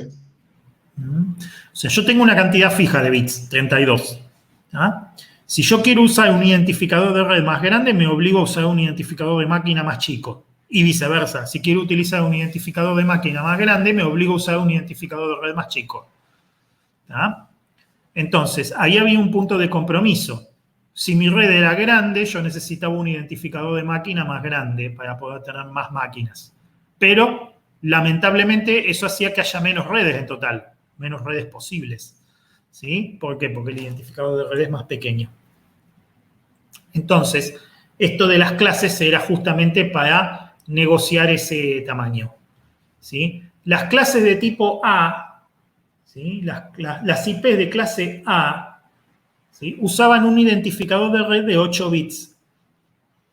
¿Ah? Y un identificador de máquina de 24 bits. Es para redes inmensamente grandes, pero muy grandes. ¿Ah? Fíjense ustedes que en todo el espacio IP no entrarían más que 256 redes de este tamaño. ¿Ah? Porque como el identificador es de 8 bits, se entiende, ¿no es cierto? ¿Me siguen? Sí, sí. O sea, si yo le dedicara todo el espacio IP solamente a redes de clase A, me entrarían 256 redes nada más. O sea que en todo el mundo no podría tener más de 256 redes. ¿Ah? Locura total, ¿no es cierto? Sí, te quedarían 2 a la 24 computadoras, ¿no? En cada red, exactamente. Exactamente, muy bien. Por ahí va el tiro. Claro. Cuando se creó el protocolo IP, se dijo, bueno, sí, perfecto. Vamos a destinar la mitad del espacio IP a redes de clase A. ¿Está bien? Eso se pensó en ese momento. Después se descubrió que era muy subóptimo y un millón de problemas, pero bueno, en ese momento se pensó así. ¿Ah? O sea que toda IP cuyo primer byte empieza con un número más chico de 128, o sea, desde 0 hasta 127, ¿sí? Automáticamente se considera que es clase A. ¿Me siguen? Sí, vos. Esa era la forma que había de distinguirlos. O sea que automáticamente, por el solo hecho de que empezaba con un número menor de 128, automáticamente era una red de clase A. ¿Ah? Eso quiere decir que el identificador de red, 8 bits. El identificador de máquina, 24 bits. Estas redes muy grandes. ¿Sí? Por eso está la clase B. La clase B son redes medianas. ¿Ah? En las redes medianas tenemos 16 bits para el identificador de red y 16 bits para el identificador de máquina. Estas redes no podían tener más de 65.000 máquinas, ¿no? Más de 2 a la 16 máquinas, ¿no? Pero había mayor cantidad de redes disponibles. 65.000 en total si usáramos todo el espacio para ellas. ¿Está bien? Pero no se puede usar todo el espacio para ellas. Ya ocupamos la mitad con clase A. Vamos a ocupar un cuarto con las clase B. ¿Sí? ¿Está bien? Por eso es que las IPs que comienzan con números, ¿sí? Entre 128 y 191, o sea que empiezan con los bits 1-0, vamos a decir. ¿Sí? Si empiezan con 0 es a clase A. Si empiezan con 1-0 es clase B. sea, todas las IPs cuyo primer byte empieza con 128 hasta 191, automáticamente se determina que es una red de clase B. ¿Ah? ¿Me siguen, no es cierto? Sí, sí. Y redes pequeñas, venía después, redes pequeñas, clase C. ¿Sí? En la clase C se utilizan 24 bits para el identificador de red y 8 bits para el identificador de máquina. ¿Ah? Esos son 256 posibilidades, o sea, 256 máquinas que en la práctica hay 2 que no se pueden usar, así que son 254 máquinas. Es lo que más entra en una red clase C. ¿Se entiende, no es cierto?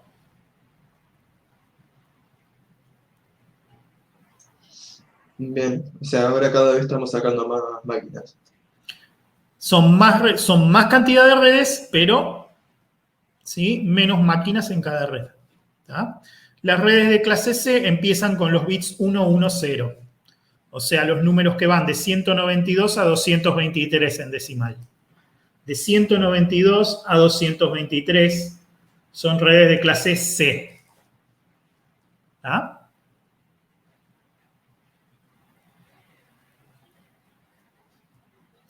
¿Se entiende, no es cierto? Por mi parte, sí. Muy bien. Bueno, vamos a cortar acá. La clase que viene vamos a profundizar más este tema, ¿sí? O sea, vamos a profundizar más el tema de las clases y vamos a ver cómo evolucionó esto, ¿sí? Porque así ya pueden empezar con el práctico, ¿está bien? Igual con el práctico pueden empezar ya. Si están en condiciones, arranquen con el práctico de IP, que es un práctico de ejercitación. Está bueno porque así pueden desarrollar, digamos, la capacidad de entender los números. ¿Sí? Es importante eso, entender los números de las direcciones IP y, bueno, cómo es la aritmética, ¿no? que gobierna a las direcciones IP. Así que arranquen con la práctica si ya están listos con Claudia. La próxima profundizamos más y vamos a ver cómo evolucionó esto. O sea, cómo digamos, enseguida se tuvo que mejorar este sistema porque es muy pobre así como está. Claudia, ¿querías decir algo? Claudia, ¿querías decir algo? Sí, Hugo, el dato que preguntaste hoy, que después no te quise cortar porque me costó un poquito que la página fuera confiable. 2012 fue la implementación formal, permanente del protocolo IPv6. Qué bien, buenísimo, buenísimo. En el 2011 hubo una prueba que duró no sé si 24 horas. NIC Argentina publica cómo fue el desarrollo. Sí, 2012, junio del 2012. Buenísimo, buenísimo porque así ya lo anoto acá, no me lo voy a olvidar. Gracias, Claudia. Bueno, chicos, si no tienen más dudas o preguntas... No, de nada. Dejamos acá hoy, si no tienen más dudas o preguntas, comiencen con la práctica. Profundizamos este tema la clase que viene. Como siempre, sí. Como siempre, miren el video grabado, que ya se los habilito hoy, y así ya la clase que viene pueden venir con preguntas. Como siempre, vamos a resumir o vamos a tratar el tema igual acá, pero bueno, tengan el video visto. ¿Listo? Buenísimo. Muchas gracias por todas las dudas que te hice. No, está perfecto, Gonzalo, es lo que quiero. La verdad que es lo que necesito que hagan ustedes y que pregunten, porque si no, esto no tiene gracia. ¿Sí? Ya bastante difícil es hablarle al monitor y a la gata que ni siquiera vino a acompañarme hoy. No, si me hacen preguntas, la clase queda mucho más rica. ¿Sí? Bueno, muchísimas gracias, chicos. Nos vemos la semana que viene, Dios mediante. No, hasta luego. Hasta luego.